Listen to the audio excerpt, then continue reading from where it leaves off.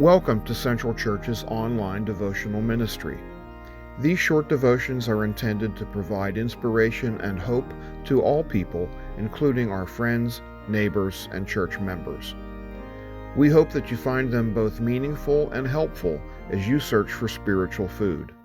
It's our prayer that you discover new ways to serve Christ and be about His work in the world. Memories of Maisie by Saundra McKee. About a year ago, my beloved rescue dog Maisie passed away. I'd known her for 12 of her years on this earth, and I can still see her sweet ginger face and hear her impatient bark all these months later. Maisie had been a street dog in Belgrade, Serbia, a place that had witnessed great division, violence, and unrest.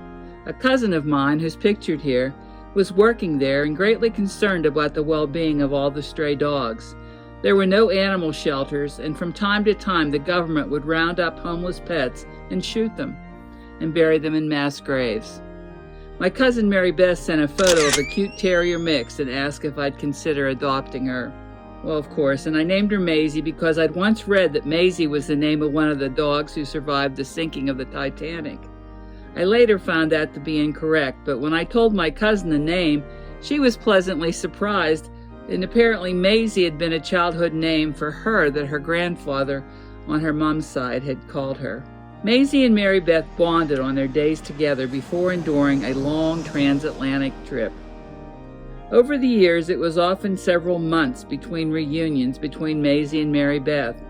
While Mary is a consummate animal lover and was always happy to see Maisie, Maisie's happiness at seeing Mary was beyond the joy she displayed for any other event in her life. She would run in circles, dance on her hind legs, bark and cry, and plant sloppy kisses. While Maisie's affection for me was beautiful and unconditional, it never quite equaled her love and joy for Mary, the one who rescued her. Maisie taught me many things. She so loved and appreciated everything from snacks to toys to walks and naps. She was always happy and carefree till her dying day. She'd make mistakes but bravely withstood her scolding, then would look at me as if to say, "Okay, I'm sorry. Let's just forget it and move on. Time's short." She never pouted or sulked, and she seemed to think life was too short to waste on regrets. And most importantly, she taught me about expressing unbridled joy and love to the one who saved me. I never tire of lavishing in the knowledge that by the grace of God and the sacrifice of Jesus Christ, I am saved. I've been rescued from a horrible existence and live with the peace and joy of knowing my Redeemer lives. Unlike Maisie, I don't bark or lick faces, but I do dance, smile, sing, and savor the small things and forgive. Thank you, Maisie. My name is Lynn Sibley, and I have written a devotion about a dog I used to own named Molly. This is a picture of Molly, and the story is called Faith Like Molly. He replied, "Because you have so little faith, truly I tell you, if you have faith as small as a mustard seed, you can say to this mountain, 'Move from here to there,' and it will move. Nothing will be impossible for you." Matthew 17, verse 20. Many years ago, a friend and I had a basset hound named Molly. I lived in Applewald, and when Molly was with me, we would take walks around the small community. One day when we were out walking, my friend Sharon came out of her house as we neared her place and had a treat for Molly. It was stale breadsticks that she was going to throw out, but thought she'd see first if Molly wanted them. Well, if you've ever had a basset hound, you know that they are the epitome of foodies. Anything is edible. Molly consumed them with true relish. After that, every time we came to Sharon's house on our walks, Molly would start down the sidewalk to her porch. She knew there was food there. It would take tugging and much coaxing on my part to turn her back to our route. This continued for several weeks. It got to the point where she would just stop and look down the sidewalk instead of walking it, but she never failed to stop every time we came to that house. She had faith that food would be there again sometime. One day, Molly was rewarded for her faith. As we neared the house, Sharon came out on her porch.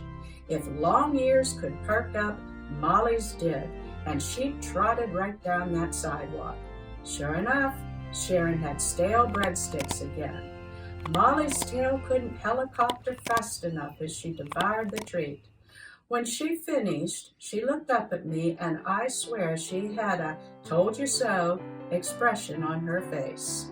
Molly's persistent faith was simple confidence that something she liked would happen again, so she was willing to wait it out.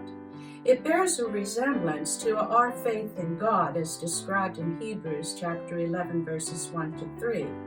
It's confidence in what we hope for and assurance about what we cannot see.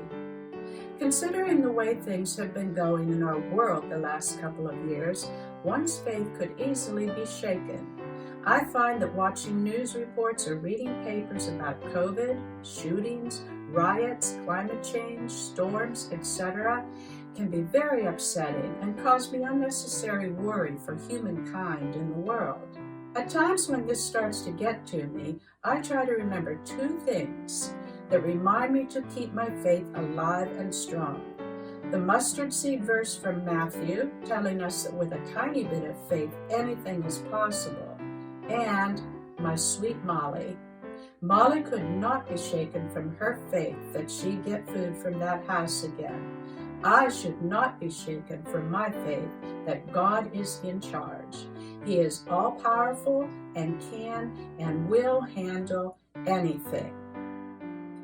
From Martin Luther King, the ringing testimony of the Christian faith is that God is able.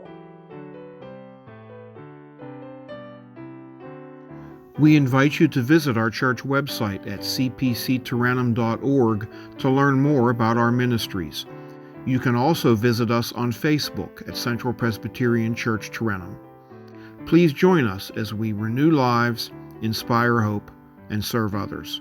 God bless you.